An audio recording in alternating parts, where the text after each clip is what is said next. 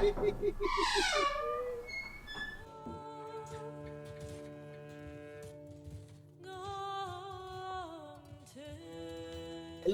and welcome back. Welcome back to the Garthimi city of Lyaria. We have to change the name.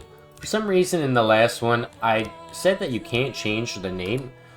You can change the faction name. I don't think you can change your capital name. But I did in my last version, my last game. So I'm going to see if I can't do that in this one. We are going to name these guys Bugtopia. And I am Bug. So that's our thing. I'll make a really nice bug later on when I've got some free time. But I also want to see if I can't... Oh no, we became Bugtopia. Awesome. It's capital name changed. So here we are in Bugtopia. I also made a statement in the beginning of yesterday's episode, saying that I didn't want to have slaves, and I was scrolling all the way over it because I forgot how far I actually am from them. I do have some, and I realized that I immediately broke my promise. I said that I wouldn't have any, and then here I have 2 Talapis. I can't get rid of them. If I free them, I can't do anything with them other than just having my population. So I have these 2, unfortunately. They just consider this the Talapi zone, zoo. So you can look at the Talapis and look at the Entildome. And they're basically the same, they're equivalent, to me. And we have Misha here, Greenlee, as a guard. They're pretending to be a herder. In the future, when these 2 chumps die, or I get away to get rid of them, there will be no more Entildome pastures. We're not going to do meat from this option. We're going to have a lot of Balticrawler pastures. And I need to get a bunch of technology. So I'm going to be building like labs all throughout the sides of the mountains, and I'm going to start doing these unique tunnels. It's going to look beautiful. I can kind of see it in my head. And I had to change this because I realized that this was a square. And bug people hate squares. So we need to get rid of all square. And all living things like trees, if we can, and animals, like these guys, they need to go. Or be put into a pasture. It's going to get really messed up in here, you know what I'm saying? And I'm very excited for it. Very, very excited for this series and where it's going. And I'm very grateful for all the people who watched the last episode. It's crazy to me to see how many people actually do tune in, because I always figure no one will. So it's awesome to see you guys enjoy these series. And I hope to see you guys continue watching. And be sure to sub, because I'm almost to 1,000. And this is the only time I'll ever ask, because I'm really excited and want to get to 1,000.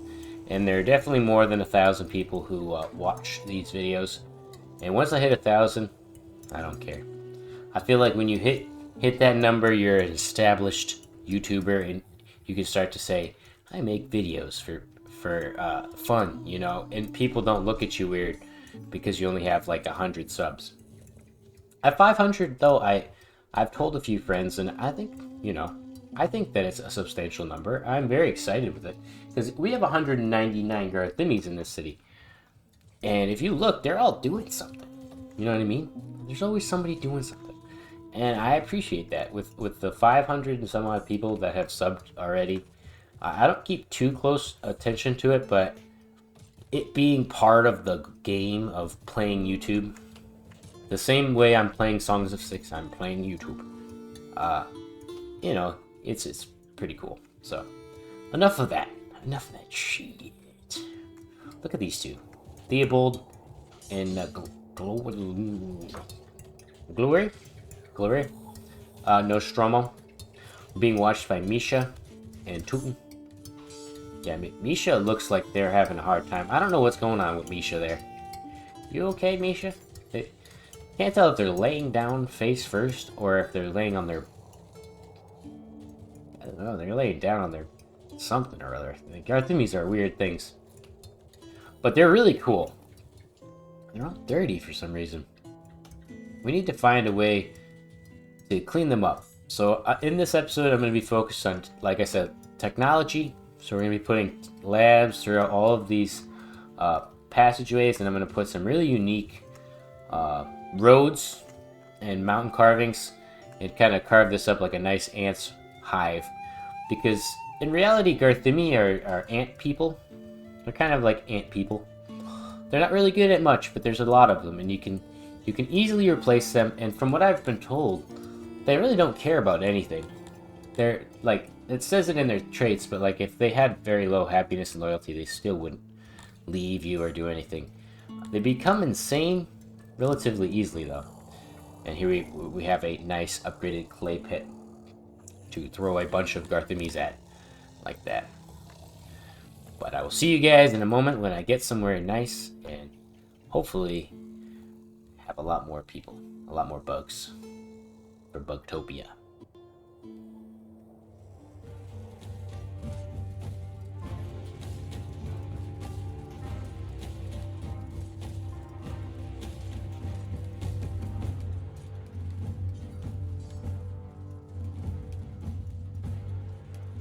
Look at it. Such a beautiful little maze. I love it. I'm very excited for this series, and I keep saying it, but I'm gonna keep saying it. This is just so much fun. I have never played the Garthimis before, and they're such a unique race. Everything about them I've actually come to enjoy that I used to dislike, especially their organic flow to them. Once I kind of learned how organic buildings work, it got a lot easier. All you have to do is just make sure that everything is a little round, and you can kind of just build to your heart's content.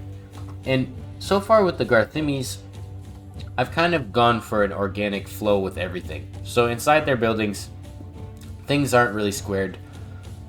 They're not organized properly, and it's trying to replicate the fact that Garthimis aren't very good at anything. So the idea is that they would just throw something together like this market here, really willy-nilly. And a lot of their stuff won't be upgraded, like wells and hearths. I may upgrade it down the line, as value doesn't really affect them. So if it was a more valuable thing, it's not going to make them less happy or happy. It doesn't really bother them. We do have dread going. As you can see, these are dire roads all throughout the city. So I have dread popping up there, trying to get their dread all the way to the top. And speaking of which, I actually have to put in some like scaffolds and a bunch of other things like stocks. A lot of stuff I have to do related to law, but I've been focused on trying to get my population boosted. I could obviously get these Garthimis right here as immigrants, but you can see I'm trying to go for a native population. I kind of thought about it, and it only takes about 20 days to grow a Garthimi from a baby all the way to a full-grown Garthimi. So that's about a year. Every year I could be pumping out 50 from here, and I'd like to make a couple more going along here. And you can see we've got a decent amount of meat. I'm importing meat because the Balticrawler I was going to say something else. Balticrawler breeders, they aren't really that good. I was going to say herder, if that's what you're wondering. Herder would have been really hard to say. They just aren't keeping up with the population's demands. They produce a decent amount of meat, and all the people just eat it up right away. So I think that now that I've got some coming in from imports, we're selling stone and wood, and we've also captured some places. We have New Bug City and Bugtropolis, as well as Bugtopia, our capital. And we got close to our friends Elias here. If I look, they have extremely high opinion of us, over 1,000. And what I do is I go like this. I say, hey, Elias, aka Bug Brothers, we're gonna send you a bunch of stuff here. Yeah, you like that? Here, we'll send you a bunch of stuff that doesn't bother me at all. Here we go. And then I just send it like that, and they gave me 100% more boost. That helps with my overall prices. I'm spending a lot less overall on most things. Other places, some of the stuff that I'm buying from them, like iron, would be over 400. But because these guys are our blood brothers, they're giving it to us for really cheap. When I first started bartering with, it was 400. I got it all the way down to 150. So buying iron is cheap. I attacked and razed those two cities and turn them to the ground, if I look at the population of the areas, you can see the only people who live there are bugs. And I've done some testing. I've actually figured it out. They do grow. So over time, this will go up. In my region guide, didn't understand this. And I don't think I wanted to put enough time in. But if I look here, it's 161 population. This is just the average growth rate. This is just the base growth rate with nothing. I have nothing going.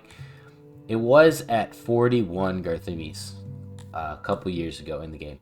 So about 4 years ago, 3 years ago, it was at 41. Now it's at 161. So the population is growing, and I massacred every other population. They're all gone in both regions here. So if I go and I try to recruit a army, my conscriptable army should only be Garthimes. The same with the guys that we get in our mercenary army. They're all Garthimes. Everyone else is gone. That's going to make this challenge a little bit more fun, a little bit more interesting, because we physically have to create the populations. So in the future, I may actually even put like puppet regions or something. If I could figure out if I could turn them Garthimi puppet regions and then have like a Garthimi map and just rule it that way. Sometimes I don't know what the puppet regions really are useful for, but I like to do them anyways. Back to the city, we've got all these Balti crawler breeders, and we're expanding out. We're trying to dig into this large sector here. We've got guys tunneling here. We've got guys tunneling here. We have some dungeons, by the way. We've got 2 little dungeons. This was my quick dungeon, and this was the bigger dungeon. I forgot that there was only 8 per slot, and I thought this was going to be a decent sized one. Not really. I'll have to build a huge dungeon, but this will be good for light offenses, which Garthimes don't really do. We've got a bathroom. We have a mason who's creating cut stone for me to use, I believe, to upgrade this. Yep. So we're upgrading the shrines to Shmalor so that we can get that boost. And my next goal is to get the actual shrine itself. If I go down right here, that should be 5,500. God dang. We might go for this one first, the improved laboratory, as it's not too expensive. I'll build another lab like this in the next episode, something like that. And you can see it's 1,400. That's not too bad. They're not... Ooh. Don't mind that little cut there. Definitely didn't just drop something that always drops. I fucking just broke my phone today, and it just slid out of my pocket again. Slid out of my pocket. It's got me kerfuffling all my words. It smashed my screen. Gotta love it. But I'll figure that out later. Regardless, back to what we were talking about. We have our little town regions. They've stayed the same. I've upgraded them with some humidifiers, basically giving them access to stink in the air. And we built this part of town, which is the hunter zone. We have a hunter. They're getting 24 a day, which is 295 annually so far at the beginning of spring, which is pretty good. We've got a warehouse here filled with meat and a bunch of other goods that they could use here. We have a little market and a food stall and a ton of hearths. I put a ton of hearths in at least 4 wells per like 20 people. So you can see there's 20 people. I try to put like at least 4. I don't know if that's helpful or not. If I look at them, they're still kind of dirty. My goal is to get them to stop being dirty little Garthimes. They deserve better than that. Like, see, Ivan here. Ivan Armhammer is a great example of what a Garthimi could be. Beautiful. So beautiful, girl. Look at him. Oh, man. Ivan, you're beautiful. He's 56 stones. He's 5'9". Short king. His religion is Shmalor, of course, as it should be. His traits, he has none. His residence, he lives in a longhouse, central part of the city, sharing house with all these people. Is not enlisted in our armed force, employed in guard post number 3. Is happy with your city in general, but has the following suggestions to make it better. Better access to shrine of my religion. I can do that. Our food stores are running low. We must increase them or risk starvation, and more benches. Those are things that I can actually do. Those are normal, acceptable things, unlike what the humans always ask for. They ask for all kinds of things. They're like, I want a bar, like straight off the bat. I don't have all the money in the world for that shit. Here, we'll give you a tree as well, and then we'll give you a shrine to Shmalor, because you should be praising Shmalor. Every single day, I want you to praise Shmalor. Speaking of Shmalor, if you look at our visuals here, we are the bug. I made it a bug. That was very hard to do, and I tried to make it look like an ant. I couldn't make it look like a spider really either, because this is my attempt at a spider. Obviously it doesn't have the extra leg. It's hard with this little pixel graphics in a small screen or small space, so I chose something of a scarab beetle variety. It's okay because all bugs are the same and we're equal regardless of each other. We work together, and that's why the goal is to get Argonosh. I want to get to 1,000 Garthimes and start to import Argonosh like nobody's business. If I look at the havens here, we've got fulfill this species requirement to unlock help from the havens that are within your realm. So we have 2 havens in our realm. I do not know where they... Oh, here they are. Halls of Von Mythenmetz and the Crypt of Bay. So totally there's 60 Argonosh who could join us based off of what's in our land. And if we keep looking, there's some here. We could definitely go up here and conquer that. Matter of fact, I could easily send an army over there right now. What I like to do is I'll look at the cheaper ones. So you can see these guys are a couple K each. This guy's 6K, this guy's 5. I'll look at his weapons and everything. He's pretty good. For what this guy's worth, he's actually really good. And we're just going to send him straight over there right now. I have no admin. Oh. I think Werder's immediately engaging us. Alright. So here we are on the plains, on the desert, with the Queen's banner. 95 well-trained and pretty decently equipped boys with swords and shields of the Garthimi variety. Can you actually see? Do they have shields? No, I don't think you can see their shields. And we're fighting off against 108 humans of decent quality, but no weapons. They just have armor. Let's see if we can't kill them all.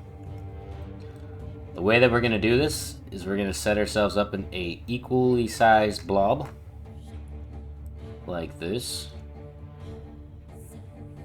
And then I'm going to have them remove their defensive formation. And they're going to actually plow their way through this human blob and try to hit one man to one man and just kill them all. So I want you guys to walk through them here. And they're gonna kind of line up. Yep.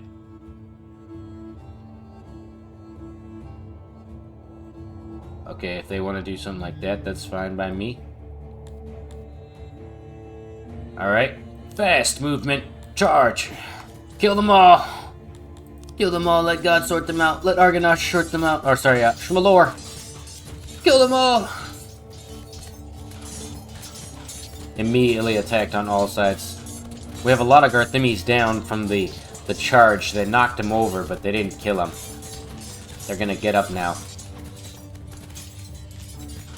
I know I got into a comment argument with somebody saying that the battles are not good. This is phenomenal. My boys got knocked out cold. These guys, they might be questioning, why aren't they running over? Why aren't they going back? Because they're commanders in this group here. That's how I've always seen it. The guy who's actually leading the group is trapped in here. And these dummies are like, uh-oh, do we go turn around? And I feel like that happens in the real world. If they're like convinced that they won't win, they'll probably just run away. And their morale is dropping significantly. So, watch. Once we've got this mob handled, we can just move on to this group. And they'll either try to run away,